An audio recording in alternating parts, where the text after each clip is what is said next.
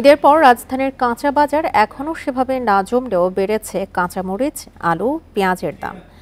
চাহিদা বাড়ায় এসব পণ্য চড়া দামে বিক্রি করছেন ব্যবসায়ীরা। পাশাপাশি বাড়তি দামের তালিকায় আছে মুরগির মাংস। ঈদের পর রাজধানীর কাঁচাবাজারে এখনও খোলেনি অনেক দোকান, ক্রেতাও নেই তেমন। তবে এরপরও কমেনি পণ্যের দাম, উল্টো দাম চড়েছে বেশ কিছু পণ্যের।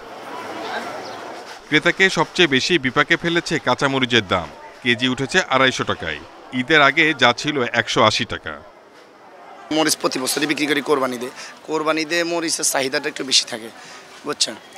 এই কারণে মরিচের দামটা একটু বেশি থাকে। গত বছর অনুযায়ী মরিচের দাম এবার কম। সুযোগ মতে তারা যখন আমদানি একটু কম হয় তখনই আর কি তারা দামটা বাড়াই দেয়।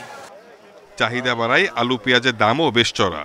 কেজিতে 5 টাকা বেড়ে আলু বিক্রি হচ্ছে 60 টাকায়, আর পেঁয়াজের কেজিতে গুনতে হচ্ছে 90 থেকে 95 টাকা। কেউ তো কিছু বলে না, যে সামনে বাজার সামনে বেচতেছে, কোনো নিয়ন্ত্রণ নাই তো। কোরবানির ঈদের পর বাজারে মাংসের চাহিদা কম থাকলেও মুরগির দাম বাড়তি। গত সপ্তাহে ব্রয়লার মুরগি 170 টাকা কেজিতে বিক্রি হলেও এখন তো 190 টাকা। সোনালী মুরগির কেজি 320 টাকা।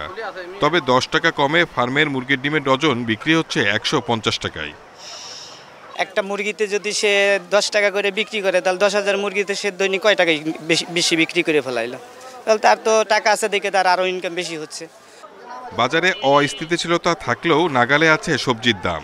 বেগুন, পটল, ঢেঁড়সের কেজি কেনা যাচ্ছে 50 টাকার মধ্যে। Shahid Ahmed, independent news, Dhaka.